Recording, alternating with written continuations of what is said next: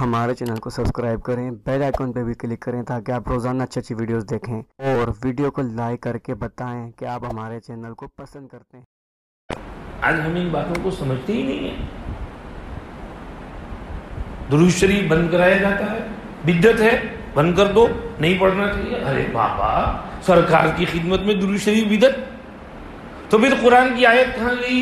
ان اللہ وملائکتہ یصلون علی النبی یا ایھا الذین آمنوا، بولو صلو علیہ وسلموا تسلیما۔ اللہ کے بندو درود شریف پڑھو، درود شریف پڑھو۔ امت نبی سے جڑی ہوئی تھی، یہ سب بدعت شرک شرک کہہ کر امت کو کاٹ دیا۔